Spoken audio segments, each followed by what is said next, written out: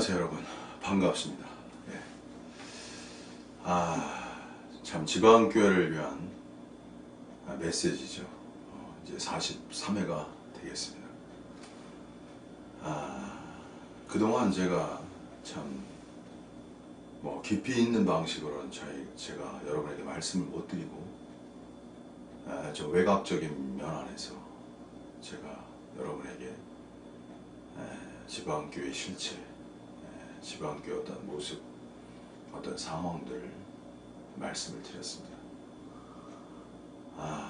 좀 이제는 좀 깊은 방식이랄까, 좀 내밀한 생명의 성장과 정말 완전케 되는 것이 무엇인가. 사역이라는 것은 그리스도 안의 성도들을 완전케 하는 것이라고 했잖아요.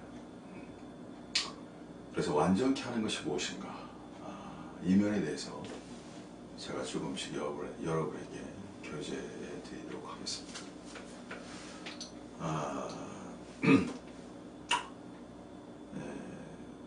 기독교인의 어떤 성장, 구원받은 이후에 생명을 얻은 거잖아요. 구원이라는 것은 구원받았다. 이것은 생명을, 내가 온 것은 양으로 생명을 얻고, 이것이 구원받은 거잖아요. 그 다음에 생명을 풍성케 하려 함이니라. 요한복음 10장 10절, 아주 유명한 구절이죠. 그래서 생명을 얻음과 동시에 이제 생명의 성장이 이제 시작되는 것이죠. 생명을 얻었다고 생명이 성장되는 것은 아닙니다.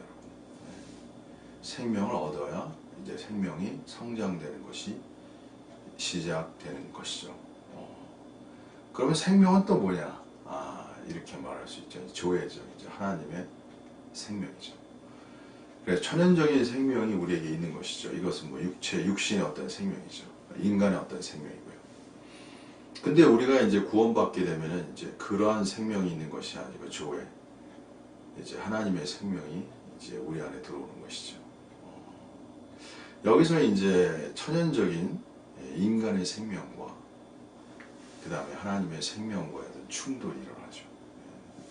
겉사람이라는 것은 일종의 어떤 천연적인 거죠. 우리의 어떠한 인간적인 것, 타고난 인간적인 것, 천연적이라고 그러죠. 그러한 것이 일종의 겉사람이라고 말할 수 있고, 속사람이라는 것은 하나님께 부여받은 생명, 그 생명, 그것이 일종의 속사람이라고 말할 수 있습니다. 그래서 이제 이 겉사람과 속사람의 이제 충돌이 일어나는 것이죠. 저는 이제 충돌이 없어요. 저와 같은 성령 완전 충만의 단계에서는 그냥 충돌이 없고, 그냥 속생명, 다시 말하면 하나님의 생명이 그냥 제 어떤 천연적인 혼, 그러니까 저의 생각이나 감정이나 의지, 이러한 것을 통해서 그냥 물 흐르듯이 어떤 막힘이나 충돌이 없이 그대로 흘러간다고 말씀을 드릴 수 있습니다. 이러한 사람이 없어요, 여러분. 없습니다. 저와 같은 사람이 정말 없습니다. 저도 놀라고 있습니다. 저는 제가 이러한 생명에 이러한 생활을 하리라고는 전혀 꿈에도 생각하지 못했어요. 저는 있을 수 없는 삶을 살아가고 있어요. 제 주변이 간증할 수 있어요. 제 주변에 있는 사람이 간증할 수 있어요. 대단하다. 저에 대한 표현이 뭐냐면 그냥 대단하고 대단하다, 이렇게 말해요. 어떻게 사람이 저럴 수 있지? 야, 정말 대단한 사람이다. 이것이 제 주위에 있는 사람들의 간증입니다. 저는 잠을 그렇게 많이 안 자도 돼요. 여러분, 게으른 적이 단 한 번도 없고요. 물론 잠을 잡니다. 그러나 이렇게 오래 자지 않아도 몸이 강건하기 때문에 그냥 게으르지 않고, 몸을 복종하는 단계가 아니고 그냥 몸이 다스려지는 단계라, 이건 어떻게 설명하기가 어려워요. 너무 행복해요. 제 자신으로는 더 이상 요구할 것이 없죠. 그러나 이제 교회가 중요한 거잖아요. 단체가. 제가 하나만 성령 충만 받으면 뭐합니까, 여러분? 제가 사랑하는 여러분, 교회, 많은 성도들이 함께 왕노릇하는 것이죠.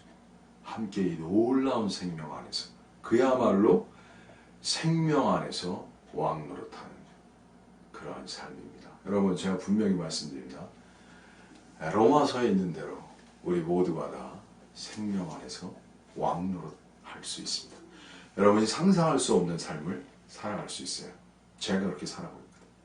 예. 있을 수 없는 삶을 살아가고 있어요. 저만 그러겠습니까, 여러분? 여러분도 다 그러한 삶을 살 수 있다는 것을 제가 말씀을 드리겠습니다. 자, 그런데요, 이러한 삶을 살려면 저의 경험을 비춰본다면 참 오랜 시간, 너무나 오랜 시간, 예, 뭐 세상에는 뭐 이제 돈이나 뭐 여자는 뭐 제가 뭐 이렇게 생각도 안 했고, 또 영적인 명예까지 포함해서 영적 명예가 이게 좀 이게 해결하기 어려워요. 예? 교회 안에서 어떤 자리, 위치, 다 인도자 되기 원하잖아요. 예? 60평생 뭐 그냥 그런 자리 제가 얻어본 적이 없어요. 예? 넘버 2 항상. 그 하나님이 저를 십자가 안에서 자아와 육체를 처리하신 것이죠. 여러분, 이 생명의 성장이라는 것은 자아와 육체인데요. 예, 이 자아와 육체가 처리되기 쉬운 것은 바로 대표권이 아래 있는 거예요. 혼자 자아와 육체 처리하기가 어려워요, 여러분. 시간이 많이 걸려요. 제가 보면 저는 근 30년 이상을 대표권이 안에서 순종을 배운 사람입니다. 제가 볼 때 그래요. 30년. 수십 년을. 제가 역량이 있는 사람입니다. 말씀도 잘 전하고, 옛날에 보면 머리도 좋았어요. 제가 이렇게 얘기하면 뭐하지만 쏙쏙 들어와야죠, 메시지가. 그냥 다 암기하겠더라고. 뼈대와 중심, 뭘 말할지 제 머리에 그냥 다 들어오더라고. 근데 하나님은 저에게 그렇게 말씀을 전할 기회를 주지 않았습니다. 그렇게 했습니다. 왜냐하면 저에게 감추인 자아와 육체를 완전히 주님이 처리하길 원하셨죠. 그 과정을 보면 정말 눈물이 납니다. 그 당시에는 그게 참 어려워요. 그게 뭔지를 모르기 때문에. 근데 시간이 지나, 세월이 지나 더듬어 보면 그것이 나에게 큰 긍휼과 은혜였다는 것을 알게 됩니다. 대표권위 앞에 순종할 수 있어야 돼요. 그래서 내가 오라가 아니에요. 내가 오름이 아니에요, 여러분. 이게 참 어려운 얘기인데요. 그냥 대표권위 앞에 그냥 순종을 배우는 거야. 참 이게 참 어렵습니다, 이거. 네? 어쨌든 하나님이 제 앞에 대표권위를 두심으로 매일매일 그냥 순종이죠. 뭐. 매일 집회 안에서 순종이고, 매일 교통 안에서 순종이고, 그런 걸 한 수십 년간을 제가 배웠습니다. 그래서 여러분, 대표 권위가 있어야 돼요. 지방교회는 대표 권위 아래 순종하는 것을 배워야 생명이 성장합니다. 근데 지방교회는 대표 권위 자체가 이미 다 허물어졌어요. 제가 볼 때 거의 다 허물어졌다고 봐요. 권위다운 권위가 없는 거예요. 저에게 댓글을 이제 다신 분이 있는데 제가 그분에게 그렇게 말했어요. 그대는 나만이 그대의 육체와 자아를 제거할 수 있다. 제가 이렇게 썼습니다. 아무도 그 분을 못 만져요. 만질 수가 없어요. 너무 강하셨어요. 너무 강해요. 근데 본인은 자기가 강한지를 몰라요. 뭐가 강한지도 몰라요. 뭐가 육체고 자아인지도 본인이 몰라요, 여러분. 대표권위는 가장 온유하지만요, 가장 무서운 것입니다. 두 개가 다 있는 거예요. 어린 양이지만 유다 지파의 사자와 같은 거잖아요. 이 사역자는요, 양면을 다 가져요. 가장 어린 양 같아요. 가장 부드러워요. 가장 온유해요. 그러나 가장 무서운 사람이에요. 엄유한 사람이에요. 무서울 땐 굉장히 무서운 것이 사역자입니다. 그렇게 다스려지는 거예요. 교회 안에서 대표 권위가 바로 세워져야만이 육체와 자아가 처리될 수 있습니다. 지방교회는 이러한 진정한 대표 권위가 다 사라졌어요. 대표 권위의 고리가 사라졌는데 거기서 어떻게 자아와 육체를 처리할 수 있습니까? 그냥 자아와 육체의 숨겨진 잔치, 그것이 지방교회 실체입니다. 그냥 자아와 육체가 감추어진.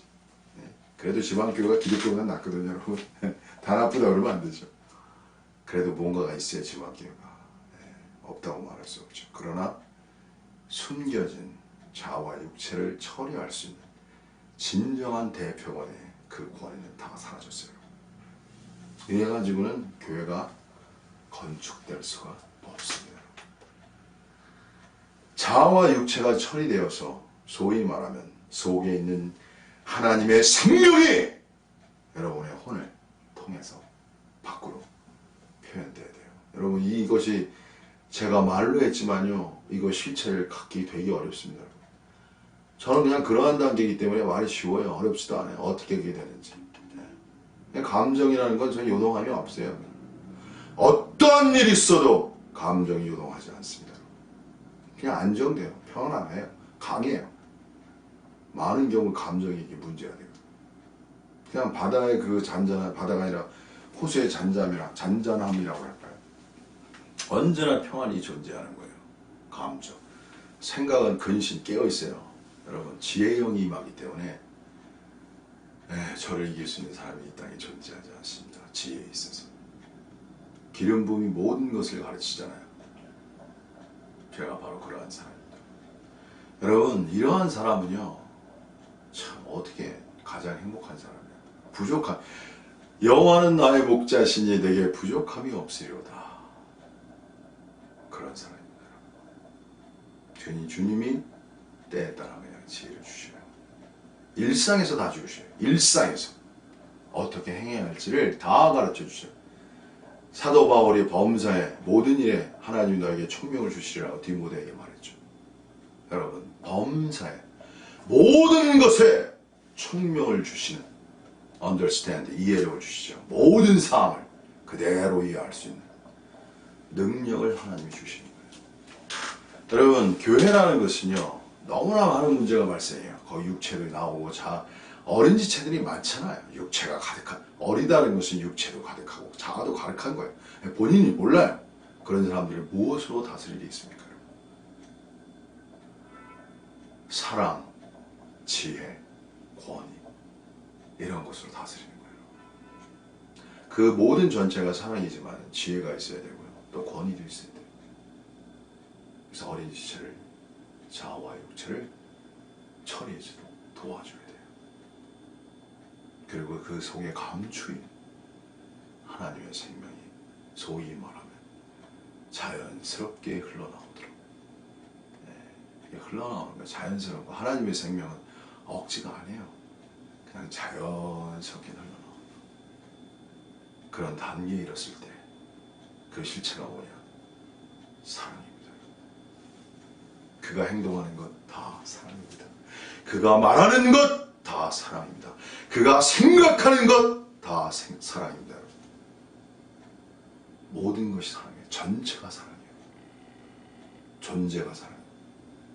그 정도가 되었을 때 교회를 건축할 수 있는 실체가 발생하는 것입니다.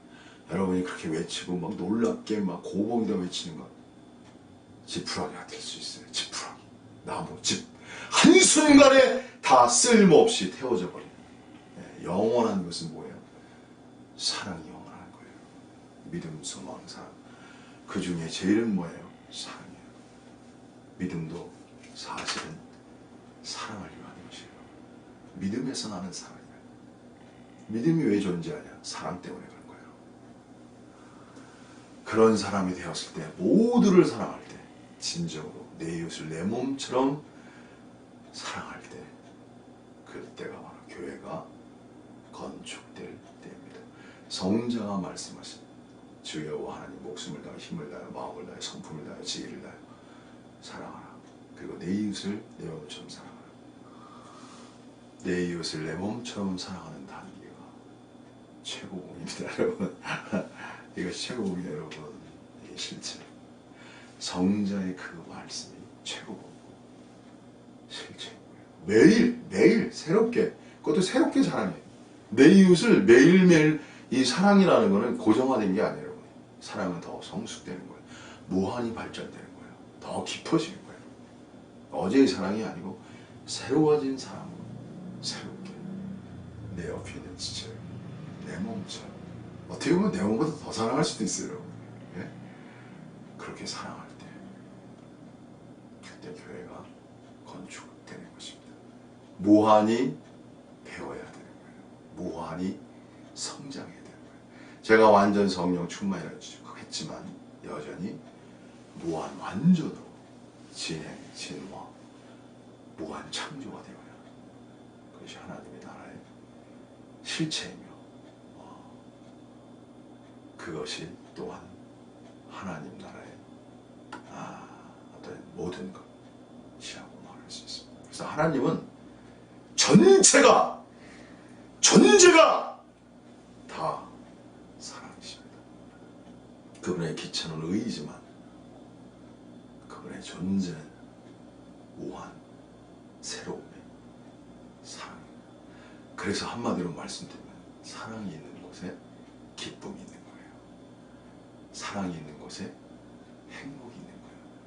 사랑이 있는 곳에 만족이 있는 거예요. 사랑이 있는 곳, 그것이 영광의 실체입니다. 영광의 실체는 사랑이에요. 이 놀라운 존재, 새 창조, 이 실체가 반드시 저처럼, 저와 그런 사람이잖아요.